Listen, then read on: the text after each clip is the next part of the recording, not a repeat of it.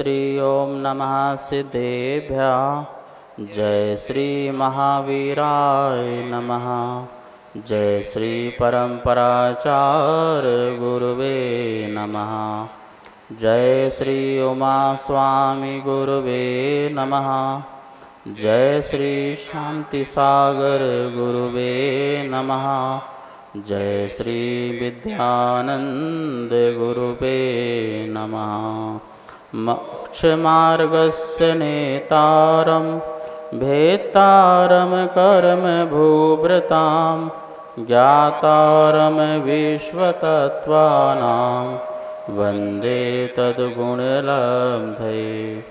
मंगलं भगवान् वीरो मंगलं गौतमो गणी मंगलं कुन्दकुन्दार्यो जैन धर्मोस्तु मंगलम। तत्वार्षुत परम मांगलिक ग्रंथ है आचार्य कुंद के पट्ट शिष्य आचार्य उमा स्वामी द्वारा यह विक्रम की प्रथम शताब्दी पर लिखा गया। सूत्रात्मक इसकी शैली है, संस्कृत इसकी भाषा है, 10 अध्याय में विभाजित है, 7 तत्वों का वर्णन है। हम सभी लोग प्रतिदिन यह तत्वार्षुत का अध्ययन कर रहे हैं। सचमुच में यदि यह तत्वार्षुत का ज्ञान यदि हमें अच्छी तरीके से हो जाता है तो हमें जैन धर्म में अच्छी तरह से प्रवेश कर सकते हैं। जैन धर्म का पारिभाषिक कोश तत्वार्षुत पढ़ने से हमें पता चल जाता है। भगवान महावीर स्वामी की समस्त वाणी सिर्फ मात्र तत्वार्षुत के मात्र से द्वादशांग का हमें पूरा सार समझ में आ जाता है। सब लोगों को पढ़ना चाहिए। हम सभी लोग तत्वार्षुत के 6वां अध्याय में देख रहे थे। 24वां नंबर जो सूत्र चल रहा था जिसमें तीर्थंकर प्रगति के आश्रयों के कारण दर्शन विशुद्धि विनय संपन्नता आदि ये सभी जो हैं तीर्थंकर बनने के आश्रयों के कारण हैं। अभी तक अपन ने 10 भावनाओं को पढ़ चुके हैं, कारणों को पढ़ चुके हैं। आज 11वीं भावना चलेगी बहुश्रुत। उसके पहले बोर्ड के माध्यम से इस सूत्र को एक बार देखते हैं और फिर इसका अर्थ समझते हैं। यहाँ पर सूत्र देखेंगे जो संधि विच्छेद करके लिखा गया है। दर्शन विशुद्धि विनय संपन्नता शील वृत्तेषु अनतिचारः अवीक्षण ज्ञानोपयोग संवेगौ शक्तितः त्याग तपसी साधु समाधि वैयावृत्तकरणम अर्हत आचार बहुसुत प्रवचन भक्ति आवश्यक अपरिहाणी मार्ग प्रभावना प्रवचन वसलत्वम इति तीर्थकरत्वस्य। ये सभी तीर्थंकर प्रगति के आश्रयों के कारण हैं। अपन ने यहाँ पर कल अर्हत भक्ति देखी थी और आज देखते हैं आचार्य भक्ति बहुश्रुत भक्ति आदि। इनके बारे में वर्णन करते हैं और इनके अर्थों को समझते हैं। आचार्य भक्ति कौन है? आचार्य आचार्य जो पंचाचार का पालन करते हैं और अपने शिष्यों को भी पंचाचार का पालन कराते हैं, वे जिन शासन में आचार्य कहलाते हैं। यही बात आचार्य नेमिचंद स्वामी ने जो द्रव्य संग्रह ग्रंथ महान ग्रंथ है, छोटा सा है लेकिन बहुत सार है और सबको पढ़ना भी चाहिए। दंसन नाण पहाड़े वीरिया चरित्र व्रत वायारे अपम परम च जुंजय सो आयरी मुनि झेयो। ऐसे आचार जो हैं ध्यान करने योग्य हैं, जो दर्शनाचार ज्ञानाचार चारित्राचार तपाचार और वीर्याचार इन 5 आचार्य का जो स्वयं ही अच्छी तरह से पालन करते हैं। क्या पालन करते हैं? दर्शनाचार जो समीचीन श्रद्धा है वो श्रद्धा मेरी सदा निर्मल बनी रहे। ज्ञानाचार मेरा ज्ञान जो है वो मिथ्या ना हो, सम्यक ज्ञान हो। भगवान ने जो कहा है वो ज्ञान ही सच्चा है ऐसा स्वीकार करते हैं। जो द्रव्य श्रुत और भाव श्रुत को धारण करते हैं ऐसा ज्ञानाचार। सम्यक चारित्र में चारित्राचार, चारित्राचार में क्या है? जो सम्यक चारित्र है, सम्यक संयम है। 28 मूल गुण के साथ साथ 36 मूल गुणों का जो पालन करते हैं, 10 धर्मों का पालन करते हैं, 3 गुप्ती का पालन करते हैं, 12 तपों को जो धारण करते हैं, 60 आवश्यकों का पालन करते हैं, ऐसे 36 मूल गुणों का धारण करने वाले और 28 मूल गुण तो कॉमन हैं। इस प्रकार से जो चारित्राचार का पालन करते हैं, अपनी एरिया समिति, भाषा समिति, एषणा समिति सभी का ध्यान रखते हैं, तो अपना स्वयं चारित्र का पालन करते हैं। तपाचार, तपाचार में अपनी आत्मा को इच्छाओं का निरोध करते हैं, तप में अग्रसर रहते हैं। देखिए, मुनियों में जो है 12 तप को नहीं रखा, तप को किस में रखा? आचार्यों में तप को रखा, क्योंकि आचार्यों के पास बहुत जिम्मेवारी होती है, तो उनके दोष बहुत लगते हैं। शिष्यों को पढ़ना, पढ़ाना, फिर उनको डांटना, फटकारना, दंड देना, प्रायश्चित देना, शिक्षा देना, समाज से व्यवहार बना के रखना, उनको पिछी कमंडल शास्त्र आदि के उपकरणों से मंगवाना आदि, इनमें आचार्य परमेष्टि को दोष लगते हैं। तो उन्होंने कहा कि आपके लिए यह मूल गुणों में 12 तप रखे जा रहे हैं कि आप ये सब करते हुए आपको 12 प्रकार के तप भी करना है, क्योंकि इस तप से आपका मोक्ष मार्ग सधेगा, आपका मोक्ष मार्ग आगे बढ़ेगा। तो उनको कहा कि आप तपस्या भी करते रहिए और उनके साथ गुप्ती के भाव भी रखें कि अन्यथा नहीं बोलना, अन्यथा नहीं सोचना, अन्यथा कार्य नहीं करना। 3 गुप्तियों का भी अच्छी तरह से पालन आपको करना है। ऐसे हमारे आचार परमेष्टि होते हैं। चारित्राचार, फिर है वीर्याचार। वीर्याचार मतलब होता है शक्ति। जो शक्ति है उस शक्ति को ना ही छिपाते हैं और अपने अंदर बहुत उत्साह रखते हैं, उत्साह को अपना कम नहीं होने देते हैं। यदि अपने में उत्साह कम हो गया तो जो शिष्यगण हैं उनमें भी उत्साह कम हो जाएगा मोक्ष मार्ग के प्रति, साधना के प्रति, संयम के प्रति।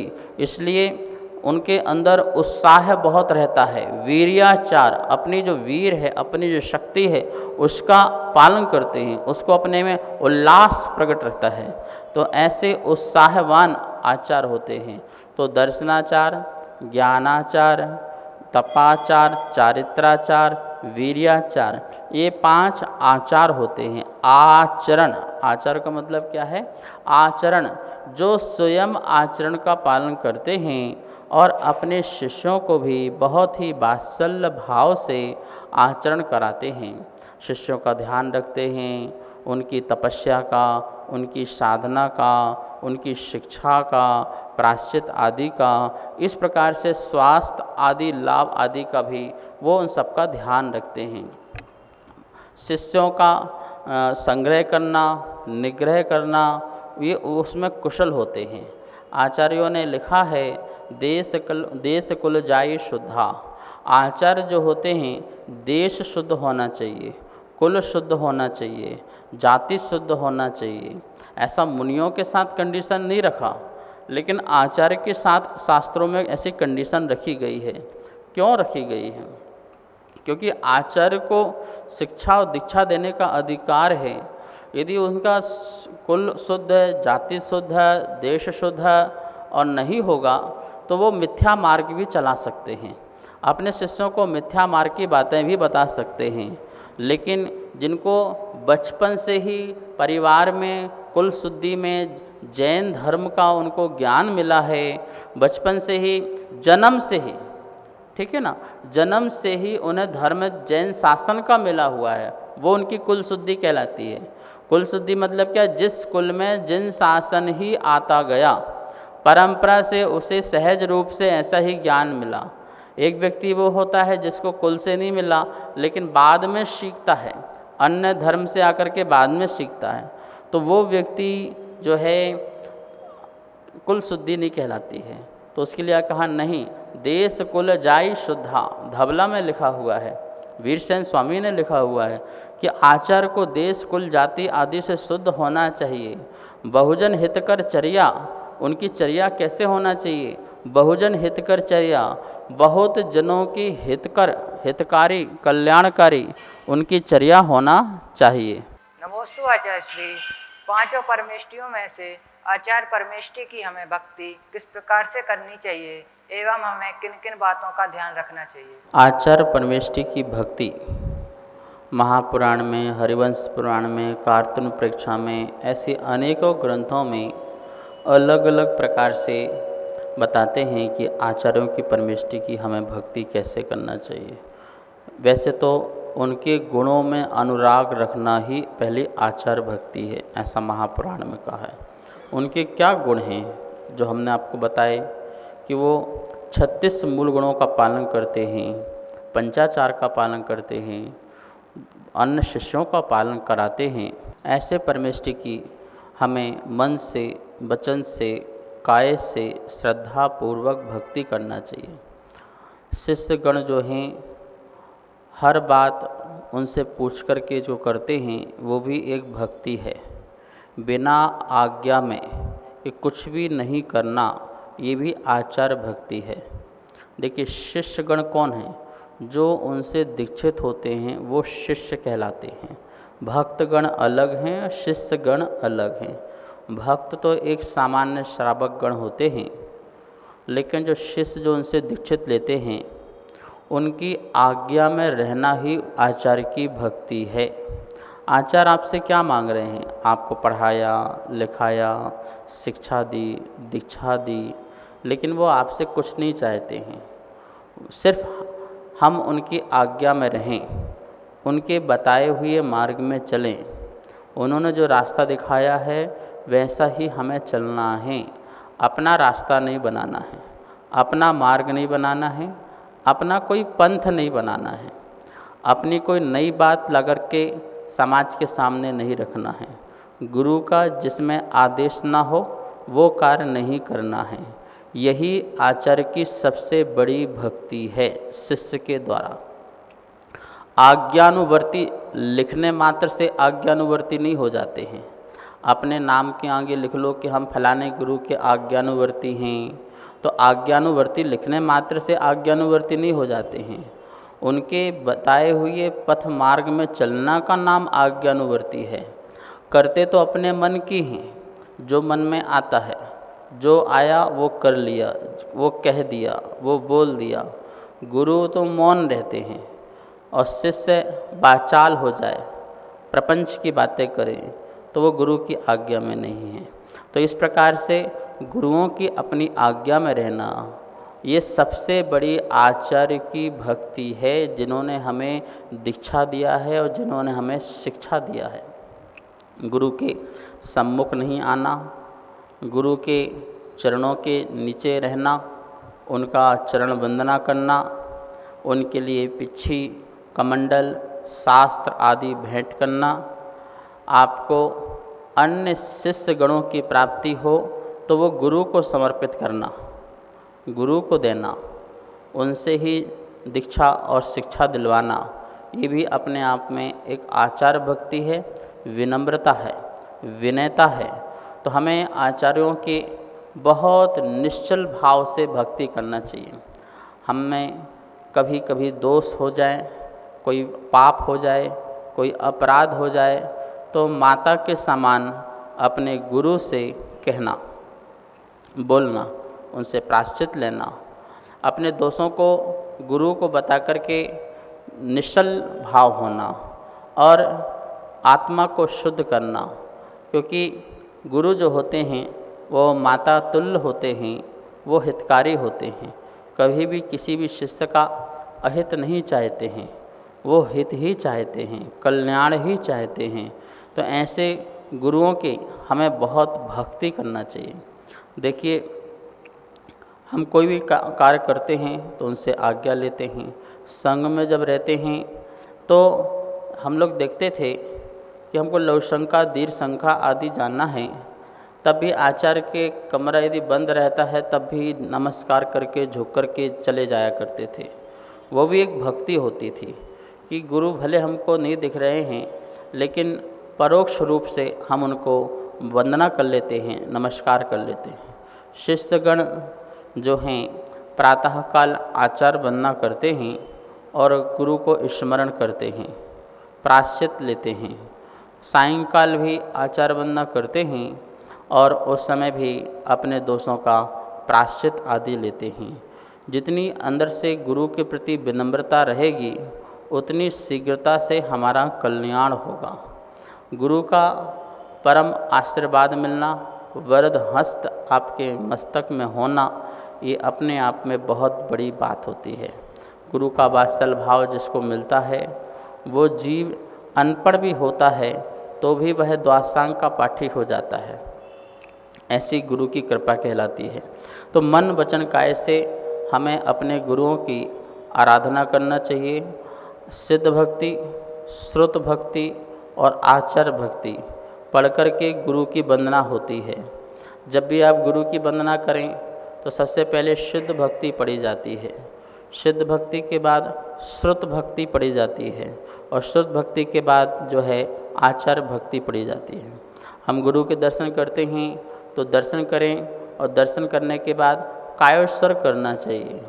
कायोत्सर्ग करें, 3 आवर्त करें, मस्तक झुका करके नमस्कार करें, सुख शांता पूछें उनके लिए, और मेरे लायक कोई कार्य हो, कोई सेवा हो तो आज्ञा दें। इस प्रकार से आचार्यों की हमें अच्छी तरह से भक्ति करना चाहिए। वैयावृत्ति भी करना चाहिए। क्यों? क्योंकि उनके पास बहुत सारी जिम्मेवारियां होती हैं। शिष्य चाहे साथ में रहे और चाहे वह उपसंग बना करके कहीं भी रहे, लेकिन गुरु को तो अपने शिष्यों की चिंता होती है। ये बात अलग है कि जैसे घर का मोह होता वैसा मोह नहीं होता है, जैसे परिवार में बच्चों का मोह होता वैसा मोह नहीं होता है, लेकिन एक साधर्मी के प्रति कि जिसने मेरे निमित्त से घर छोड़ा है उसका अकल्याण न हो, उसका अनुद्धार न हो, वह आत्मा परमात्मा बन सके, इस भाव की चिंता लेते हुए वह अपने शिष्यों की भी चिंताएं करते हैं। उनका मंगल विहार अच्छे से हो, उनका आहार अच्छे से हो, अच्छे स्थानों में उनका रुकना हो, चातुर्मास आदि हो।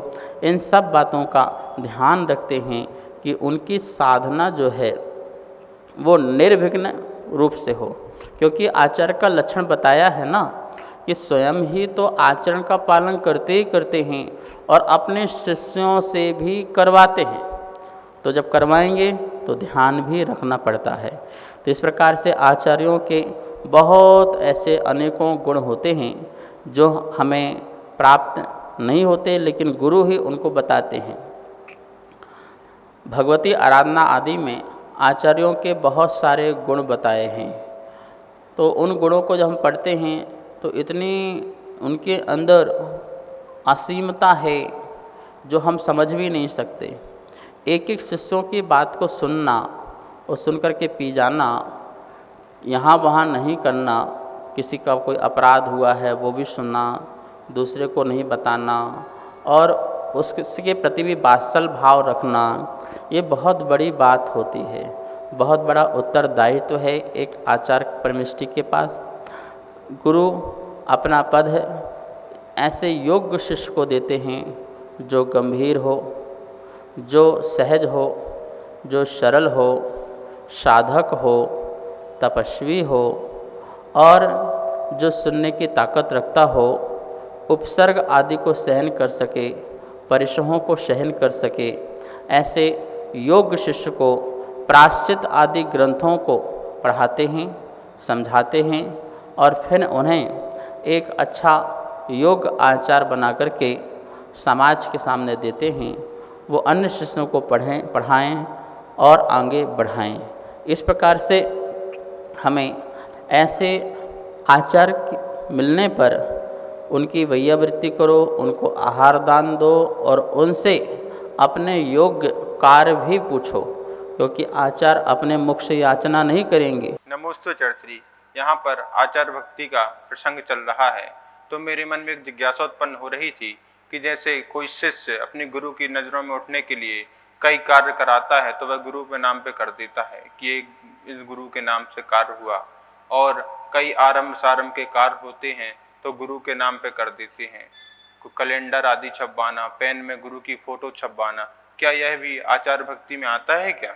गुरु के प्रति भक्ति, आचार्य के प्रति भक्ति निश्चल होना चाहिए, निस्वार्थ होना चाहिए, निष्काम होना चाहिए। उनसे परम आशीर्वाद मिल जाए, परम छत्र छाया प्राप्त हो जाए, या उनके मुख से मेरी प्रशंसा निकल जाए, यश बढ़ाने आदि के लिए भक्ति नहीं की जाती है।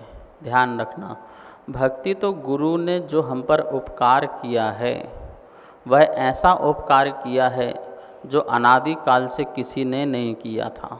हमें निर्ग्रंथ के मार्ग में बढ़ाया, जिन शासन में हमें स्थापित किया, भगवान महावीर स्वामी से हमें परिचय कराया, तीर्थंकरों के मार्ग में हमको बढ़ाया, इतना बड़ा अनंत उपकार किया है, तो उनके प्रति हमें आदर के भाव, सत्कार के भाव, विनम्रता के भाव, विनय के भाव रहना सचमुच में ये भक्ति कहलाती है। हम उनके नाम पर पेन निकालते रहें, कैलेंडर निकालते रहें, बड़ी बड़ी फ़ोटो लगवाते रहते हैं, और उनका अनादर भी होता है। गुरु का अनादर करना ही है, ये भक्ति नहीं है। अब फ़ोटो निकलवा लो, कैलेंडर फट गए, पेन यहाँ वहाँ पड़े हुए हैं, लॉकेट बनवा दीजिए, तो ये सब क्या है?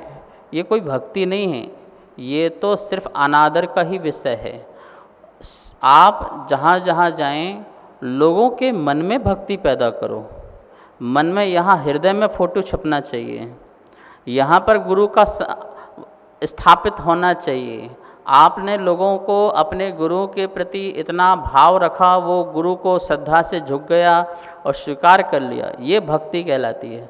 अब उनके फ़ोटो छपवाओ, कैलेंडर छपवाओ, ये छपवाओ, उनके नाम से ये करो, आरंभ सारंभ करो, ये सब क्या है? ये सब मायाचारी है, ये सब प्रपंच है, अपने साथ भी और भक्तों के साथ भी। यह कार्य उचित नहीं है, और ना ही मैं इसे उचित मानता हूँ। हमें बिल्कुल निश्चल भाव से लोगों को संस्मरण सुनाओ गुरु के प्रति, गुरु के भाव जागृत करो, उनको दर्शन कराओ, उनसे उनको व्रत दिलाओ, नियम दिलाओ, मोक्ष मार्ग में आगे बढ़ें, उनमें भी भक्ति पैदा हो। ये असली भक्ति है। लोगों का मिथ्यात्व छूटे गुरु के आशीर्वाद से, इसका नाम भक्ति है। आरंभ सारंभ कार्य करके गुरु को प्रसन्न करने के लिए गुरु ने किसी क्षेत्र को बना रहे हैं, तो उनके लिए पैसे पहुंचाना, धन पहुंचाना, बोलियां लगवाना, कलश रखवाना, ये सब क्या है? ये सब क्या है? उनकी नज़रों में उठने के बाद या तो उनको उनके पद की व्यवस्था चाहिए, या अच्छा संग में स्थान चाहिए, या गुरु के सामने देखो मैं आपका शिष्य कितना बढ़िया काम करता हूँ, ये करके मैंने दिखाया। आपने दीक्षा इसलिए ली थी? नहीं, आपने दीक्षा गुरु से दीक्षा ली थी अपने कल्याण के लिए, और मैं उनकी वैयावृत्ति, उनकी सेवा कर सकूं, उन्होंने मेरा उपकार किया है, बस ये उनकी वैयावृत्ति होती है। लेकिन हम सब लोग मान सम्मान, अहंकार, ममकार में जीते हैं और कहते हैं कि हम अच्छे, हम परम प्रभावक शिष्य हैं, आज्ञानुवर्ती शिष्य हैं और गुरु का प्रचार करने वाले हैं। आप क्या गुरु का प्रचार करोगे? क्या कर सकते हो आप गुरु का प्रचार? अरे आप निर्गंथ हो गए, यही गुरु का प्रचार है, और इससे ज़्यादा और कुछ भी नहीं है। अंतेवासी बनिए। क्या बनिए? अंतेवासी। अंत तक उनके चरणों में, उनकी आज्ञा में वास करो, बस यही सबसे बड़ी आचार भक्ति कहलाती है। छल कपट मायाचारी करने वालों को इस 16 कर्ण भावना में नहीं गिना। उनको कभी भी ऐसे लोगों को तीर्थंकर प्रगति का आश्रय नहीं हो सकता है। इस 16 कर्ण भावना में जो निश्चल भाव से आचार भक्ति करता है, परम दयालु, परम कृपालु हमारे आचार्य रहे, जिन्होंने हमें मोक्ष मार्ग में बढ़ाया है, तो उनके प्रति नतमस्तक रहना मन वचन काय से, ऐसे जीवों का ही आचार्य की भक्ति करने से तीर्थंकर प्रगति का आश्रय हो सकता है और होता है। इसमें लिखा है, जब हम 16 कर्ण भावना पढ़ रहे हैं कि गुरु की भी अच्छे से भक्ति की जाए निस्वार्थ भाव से, तो उस जीव का क्या होता है? तीर्थंकर प्रगति का आश्रय हो सकता है।